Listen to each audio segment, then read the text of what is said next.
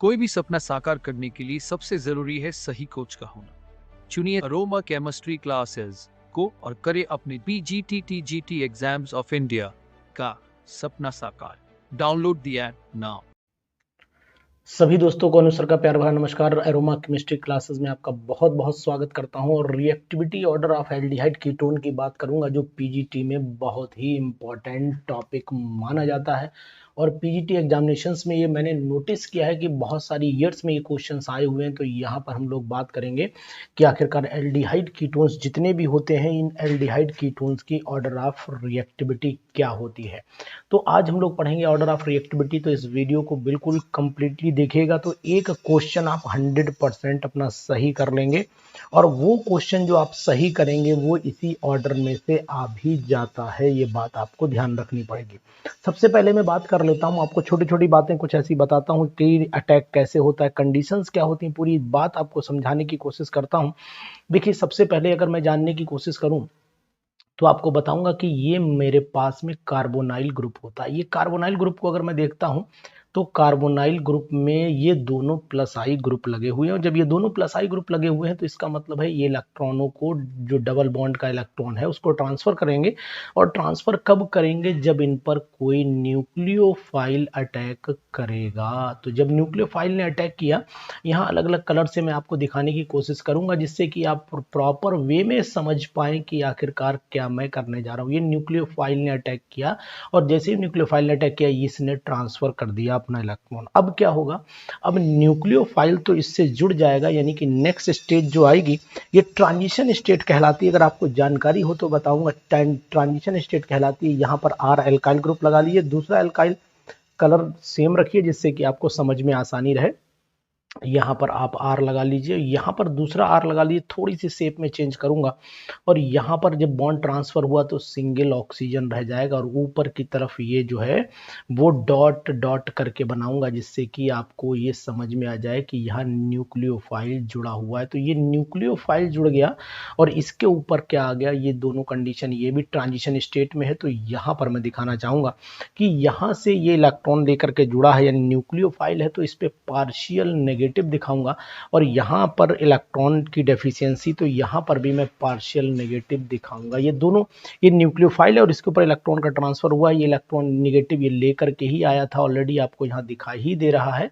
तो यहाँ मैंने कंडीशन आपको दिखा दी। This state is known as transition state. इसको मैं यहाँ पर ट्रांजिशन स्टेट के नाम से जानूंगा। तो यहाँ पर मैं लिख देता हूँ ये ट्रांजिशन स्टेट। बहुत ही अच्छा क्वेश्चन यहाँ से सॉल्व होगा। कौन कौन से क्वेश्चन सॉल्व होंगे वो भी मैं आपको बताऊंगा।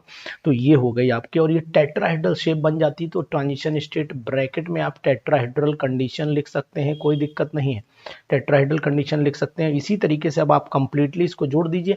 जब कंप्लीटली आप इसको जोड़ेंगे तो इसका मतलब ये हो जाएगा कि यहाँ पर अब जो स्ट्रक्चर बन करके आएगा वो न्यू कंडीशन तैयार हो जाएगी। और न्यू कंडीशन में आपको दिखाई देना चाहिए कि यहाँ पर आर हो गया, यहाँ पर आपका सी हो गया, यहाँ पर न्यूक्लियोफाइल जुड़ चुका है, और यहाँ पर ओ के ऊपर नेगेटिव आ जाएगा।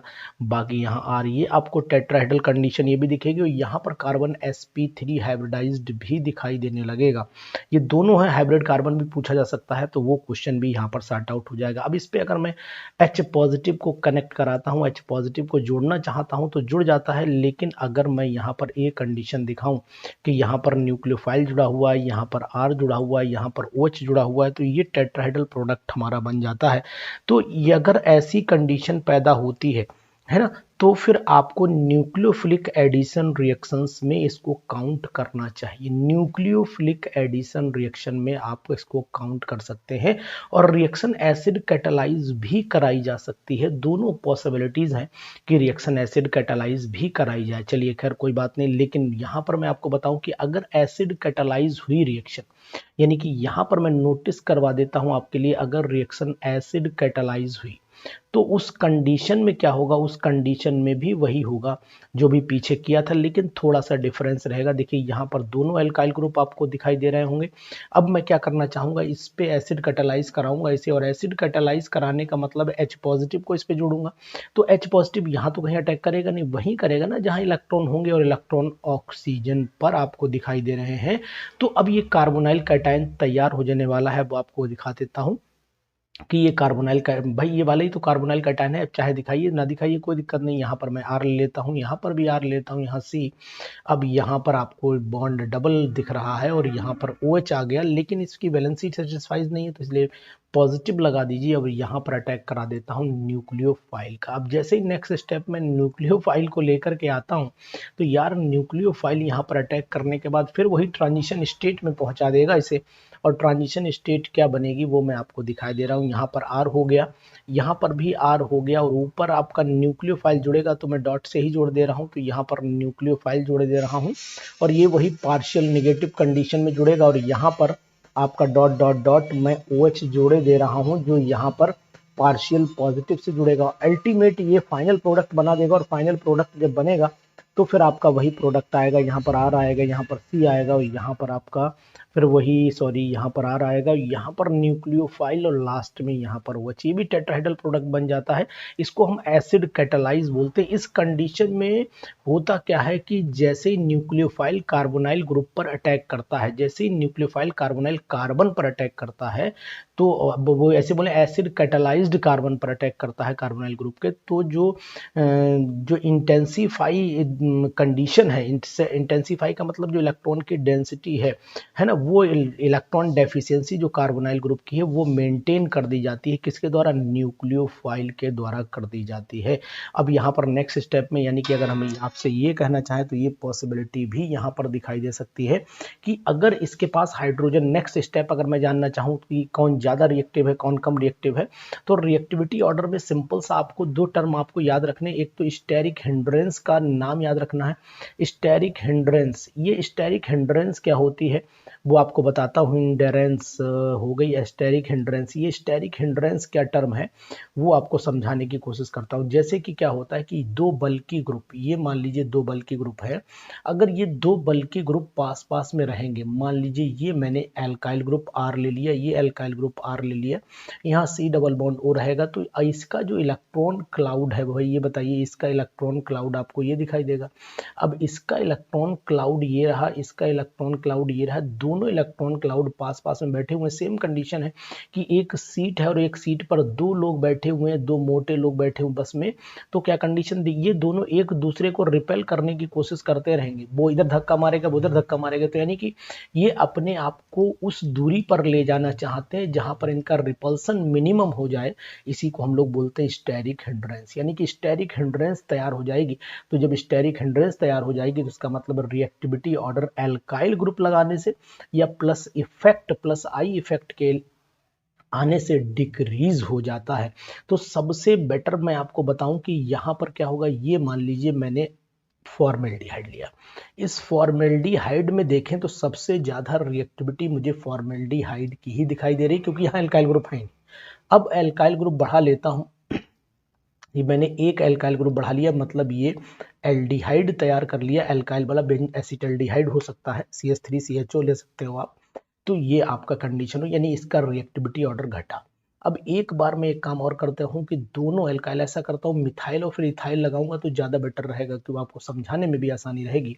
यहाँ पर मिथाइल लगा लेता हूँ और यहाँ पर मैं H लगा लेता हूँ, तो ये मेरा हो गया एसिटल्डिहाइड। इसकी रिएक्टिविटी कम हुई। अब इसके बाद आप एसीटोन पर चले आइए, तो एसीटोन की रिएक्टिविटी तो और कम हो जाएगी, क्योंकि इसमें भी प्लस आई इफेक्ट डोमिनेंट होगा, और प्लस आई की वजह से जो CH3 है, बल्कि ग्रुप है, ये जो है वो डिस्टेबलाइज कर देगा ट्रांजिशन स्टेट को। यानी कि जो इसकी ट्रांजिशन स्टेट अभी आपने पीछे देखी थी, ये जो ट्रांजिशन स्टेट है उसको डिस्टेबलाइज कर दिया जाएगा। तो अगर मैं आपसे ये बोलूं कि ट्रांजिशन न्यूक्लियोफाइल की जो ट्रांजिशन स्टेट होती है, यहाँ पर ट्रांजिशन स्टेट में एक ऐसा करिए, इसको बनाइए ट्रांजिशन स्टेट, यहाँ बॉन्ड दिखा दीजिए, इसको मैं ट्रांजिशन स्टेट बना दे रहा हूँ, ट्रांजिशन स्टेट लिखे दे रहा हूँ, ये ट्रांजिशन स्टेट हो गया।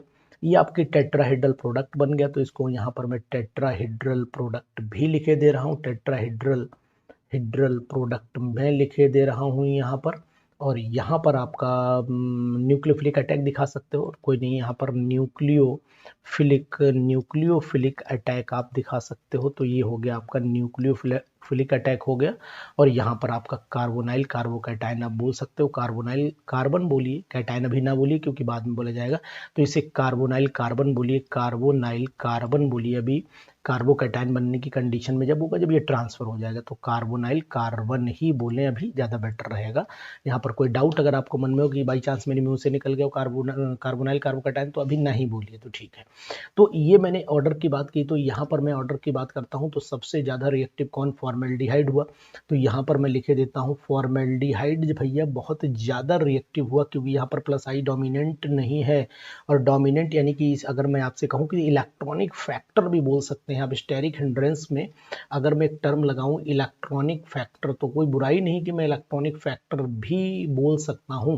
ये वर्ड भी बुक में दिया हुआ है, अगर आप जाइए तो एम.के. जैन की किताब को पढ़िएगा, उसमें आपको इलेक्ट्रॉनिक फैक्टर का नाम दिया हुआ है। मॉरिसन वाइड में भी इलेक्ट्रॉनिक फैक्टर का टर्म यूज किया गया है, आप इसे भी देख सकते हैं। दोनों पॉसिबिलिटी, दोनों जगह आप चेक कर सकते हैं। तो अब सिंपल सी बात ये आई, ये भी हम, ये हमारा क्या है, एसीटल्डिहाइड है, एसीटल्डिहाइड है, और इसके बाद ये हमारी है एसीटोन। तो यहाँ पर अगर मैं आपसे बात करता हूँ कि रिएक्टिविटी ज़्यादा किसकी है, तो यहाँ साफ दिखाई दे रहा है कि एल्डिहाइड जो होते हैं वो ज़्यादा रिएक्टिव माने जाते हैं एज कंपेयर टू कीटोन। और कीटोन में भी अगर आप एल्काइल ग्रुप बढ़ाते चले जाएंगे तो उसका रिएक्टिविटी ऑर्डर और घटता चला जाएगा। और एल्काइल ग्रुप, मान लीजिए इस बार मैंने C2H5 कर दिया मिथाइल की जगह, ये मैंने ब्यूटेनोन कर दिया, तो इसकी रिएक्टिविटी ऑटोमेटिकली और डाउन हो जाएगी। तो ब्यूटेनोन जो होता है वो ब्यूटेनोन और कम रिएक्टिव हो जाता है। तो ये तो एक इम्पॉर्टेंट क्वेश्चन हो गया, जो अक्सर पीजीटी एग्जामिनेशंस में, अगर आप पीजीटी एग्जाम्स देखेंगे तो उनमें ये क्वेश्चन मिल जाएगा, 100% क्वेश्चन मिल जाएगा। तो इस बात का भी आपको ख्याल रखना पड़ेगा। नेक्स्ट कंडीशन में अगर हम लोग चलते हैं, तो नेक्स्ट कंडीशन में आपको दिखाना चाहूँगा कि अगर हम लोग एराइल ग्रुप की रिएक्टिविटी, यानी कि अगर मैं आपसे ये कहूँ कि ये मेरा कार्बोनाइल ग्रुप है और यहाँ पर मैंने बेंजीन जोड़ दिया। अब बेंजीन में चाहे बेंजल्डिहाइड हो जाए चाहे बेंजोफिनोन हो जाए, दोनों की अगर मैं बात कर लेता हूँ तो दोनों ही पॉसिबल हैं। जैसे कि मान लीजिए दोनों तरफ, एक तरफ एल्काइल ही लगा लीजिए, चलिए एक तरफ R करिए, एक तरफ C6H5 कर दिए। तो अगर इसको मैं इस तरीके से दिखाने की कोशिश करूँ, जैसे कि मान लीजिए ये मैंने बेंजीन बना दिया, ये मैंने बॉन्ड अंदर बना दिए है ना, और यहाँ पर मैंने C, यहाँ पर डबल बॉन्ड O, और यहाँ पर मैंने R बनाया। तो अब आपको क्या दिखाई देगा कि भाई सिंपल सी बात ये है कि ये वाला इलेक्ट्रॉन जो होगा ये हमेशा ये सपोर्ट करेगा, ये इलेक्ट्रॉन ट्रांसफर होता है यहाँ की तरफ। लेकिन आप जानते हैं कि जो बेंजीन की पावर है वो इलेक्ट्रॉन पुलिंग पावर है, ये अपनी तरफ इलेक्ट्रॉन खींचता है। जब ये इलेक्ट्रॉन खींचेगा तो इसका मतलब पार्शियल पॉजिटिव करेक्टर इस पे आएगा और पार्शियल नेगेटिव, 100% नेगेटिव आ जाता अगर यहाँ पर भी CH3 होता, लेकिन यहाँ पर पार्शियल दिखाई दे रहा है। तो इसका मतलब एराइल ग्रुप जो है वो यहाँ पर माइनस आई इफेक्ट की एक्टिवेटिंग, यानी कार्बोनाइल ग्रुप को जो है वो एक्टिवेट कर रहा है, कब है ना। यानी कि सिंपल सी बात ये बोल सकते हैं कि न्यूक्लियोफिलिक अटैक के लिए माइनस आई जो है वो बेंजीन रिंग के द्वारा, या फिर ऐसे बोल सकते हैं कि फिनाइल ग्रुप के थ्रू यूज किया जा रहा है। लेकिन बेंजीन रिंग में क्या होगा, जब इलेक्ट्रॉन चला जाएगा तो न्यूक्लियोफाइल, फिर सिंपल वे में हम ये कह सकते हैं कि बेंजीन रिंग लगने से डीएक्टिवेट हो जा रहा है। तो यहाँ पर मैं लिखे दे रहा हूँ कि बेंजीन रिंग जो है वो डीएक्टिवेट कर रही है, इलेक्ट्रॉन को उतनी जल्दी नहीं पहुंचा पा रही है, तो डीएक्टिवेट कर देती है न्यूक्लियोफिलिक अटैक के लिए। तो यहाँ पर मैं लिखे भी दे रहा हूँ कि बेंजीन रिंग जो होती है, जिससे आप ये ना कहें कि सर आपने लिखा नहीं, तो यहाँ लिख देता हूँ बेंजीन रिंग क्या करती है। बेंजीन रिंग जो है इलेक्ट्रॉन, बेंजीन रिंग्स इलेक्ट्रॉन जो है वो डीएक्टिवेट करते हैं, डीएक्टिवेट जो है वो न्यूक्लियोफिलिक अटैक को डीएक्टिवेट कर देते हैं, न्यूक्लियोफिलिक अटैक को डीएक्टिवेट कर देंगे, है ना। तो किसको अटैक करेंगे, कार्बोनाइल ग्रुप को ही डीएक्टिवेट करेंगे ना, कार्बोनाइल ग्रुप में ही तो अटैक करने आएगा। तो सिंपल सी बात हुई, इसकी रिएक्टिविटी और कम हो जाती है। तो ये बात आपको ध्यान देनी पड़ेगी कि अगर हम लोग एराइल ग्रुप लगाते हैं तो जितने भी अगर हम लोग इलेक्ट्रॉन विड्रॉइंग ग्रुप, मान लो माइनस आई वाले ग्रुप अगर लगा देते हैं, तो इसका मतलब इलेक्ट्रॉन की डेफिशिएंसी कार्बोनाइल कार्बन पर बढ़ जाती है। और रिजल्ट ये होता है कि कार्बोनाइल, अगर इलेक्ट्रॉन डेंसिटी जो है वो कार्बोनाइल कार्बन पर जो है बढ़ेगी, और इलेक्ट्रॉन डेफिशिएंसी बढ़ेगी, मतलब इलेक्ट्रॉन की डेफिशिएंसी हो जाएगी, इलेक्ट्रॉन घट जाएंगे। तो उस कंडीशन में क्या होगा, न्यूक्लियोफाइल उतना ही अच्छे से अटैक कर जाएगा। तो डीएक्टिवेट द न्यूक्लियोफिलिक अटैक जो होता है वो कार्बोनाइल ग्रुप पर ही अटैक होता है। इसका कारण यह है कि बेंजीन रिंग यहाँ पर अवेलेबल है जो अपनी तरफ इलेक्ट्रॉन खींचने की पॉसिबिलिटी रखती है। तो यहाँ पर नेक्स्ट कंडीशन बनने के क्या चांस होंगे, नेक्स्ट अगर सिचुएशन आप पैदा करना चाहें तो फिर ये हो जाएगा कि यहाँ पर मैं डबल बॉन्ड ऐसे लगा दूंगा क्योंकि इलेक्ट्रॉन ट्रांसफर हुआ है ना। अब बेंजीन अपनी तरफ इलेक्ट्रॉन खींचेगा तो कंडीशन क्या हुई कि यहाँ पर डबल बॉन्ड जैसा करैक्टर आएगा, यहाँ पर मैं इलेक्ट्रॉन अंदर घूमने गया तो पॉजिटिव लगा देता हूँ, ये इसे रेजोनेंस हाइब्रिड जैसी कंडीशन बनाई। यहाँ पर सी, यहाँ पर ओ लगाया, यहाँ पर मैंने नेगेटिव साइन दिखाया और यहाँ पर दिखा देता हूँ मैं वही एल्काइल ग्रुप। तो ये सिचुएशन पैदा हो जाएगी।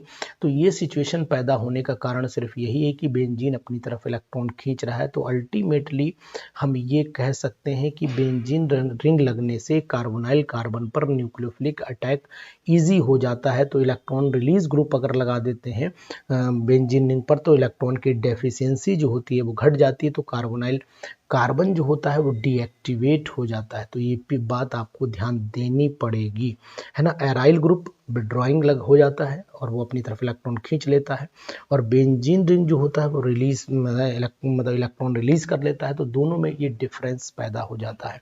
तो सिंपली हम ये कह सकते हैं कि अगर हम लोगों को इनके ऑर्डर को पढ़ना पूछा जाए कि पेपर में सबसे ज़्यादा रिएक्टिव कौन है, तो आपको बताना पड़ेगा कि सबसे ज़्यादा रिएक्टिव जो है वो हमारा एल्डिहाइड होते हैं, और सबसे कम रिएक्टिव कौन होते हैं, सबसे कम रिएक्टिव जो होते हैं वो हमारे कीटोन्स होते हैं। अब अगर एल्डिहाइड कीटोन के कंपैरेटिविटी यानी रिएक्टिविटी की और भी बात की जाए तो और हम ये भी बता सकते हैं कि इसमें किसमें न्यूक्लियोफिलिक अटैक इजी हो जाता है, किसमें न्यूक्लियोफिलिक अटैक जो है वो मुश्किल से होता है। ये सब बातें हमें इस वीडियो से मिल जाएंगी। तो सिंपली इस एल्डिहाइड कीटोन में जब हम लोग रिएक्टिविटी पढ़ते हैं तो उसके बाद हम लोगों को प्रॉपर्टीज भी पढ़ना चाहिए। लेकिन अभी आज की जो वीडियो है वो हमारी मेन यही थी कि हमें ये पता करना कि न्यूक्लियोफिलिक अटैक में डिक्रीजिंग ऑर्डर जो होगा वो किस चीज़ का होगा। तो डिक्रीजिंग ऑर्डर किसका होगा, ये रिएक्टिविटी का डिक्रीजिंग ऑर्डर होगा जो मैं आपको यहाँ पर दिखा रहा हूँ। तो this is the decreasing order of reactivity जो मैं यहाँ पर अल्टीमेटली बना देता हूँ। तो यहाँ पर एक पेपर में क्वेश्चन भी आ जाता है, यहाँ लिखे भी दे रहा हूँ डिक्रीजिंग ऑर्डर ऑफ, यहाँ लिख देता हूँ decreasing order of reactivity, decreasing order of reactivity of carbonyl group अब किसके टुवर्ड्स न्यूक्लियोफिलिक अटैक। तो यहाँ पर न्यूक्लियोफिलिक अटैक यहाँ पर क्या होगा, जितना आप इलेक्ट्रॉन विड्रॉइंग ग्रुप लगाएंगे इजी हो जाएगा, इलेक्ट्रॉन सपोर्टिंग लगाएंगे डिक्रीज कर जाएगा। तो एराइल ग्रुप अगर मान लीजिए कहीं पर इलेक्ट्रॉन विड्रॉइंग ग्रुप आपने लगाया है तो है ना, तो एराइल ग्रुप अगर मान लीजिए लगाया जो इलेक्ट्रॉन अपनी तरफ खींच रहा है, भाई इसमें Cl लगा लो, NO2 लगा लो, कुछ भी लगा लो, तो उस कंडीशन में इलेक्ट्रॉन की डेफिशिएंसी बढ़ेगी जो फैसिलिटेट कर देगी, जो आसान कर देगी, जो इजी कर देगी न्यूक्लियोफिलिक अटैक। तो ऐसी वीडियो मैं आपको दूंगा और ऐसी वीडियोस की मदद से आप अपने पीजीटी एग्जामिनेशन में हेल्प करिएगा, और ये वीडियो आपको सभी हमारे यूट्यूब चैनल पर मिलती रहेंगी। पीजीटी 2023 का जो एग्जामिनेशन है इसकी संभावना जल्द है, यानी कि at the end of the year मान रहा हूं मैं, एंड ऑफ द ईयर मान के चल रहा हूं, एंड ऑफ द ईयर का मतलब अक्टूबर मान करके चल रहा हूं। उसी लेवल पर आप अपनी तैयारी करते रहिए, मजबूत अपने को बनाए रखिए, और हमारा व्हाट्सएप नंबर नोट कर लीजिए। नंबर क्या है 9473702711। इस नंबर पर व्हाट्सएप कर सकते हैं, टेलीग्राम मैसेज भेज सकते हैं, आपको रिप्लाई जरूर मिलेगा। Thank you.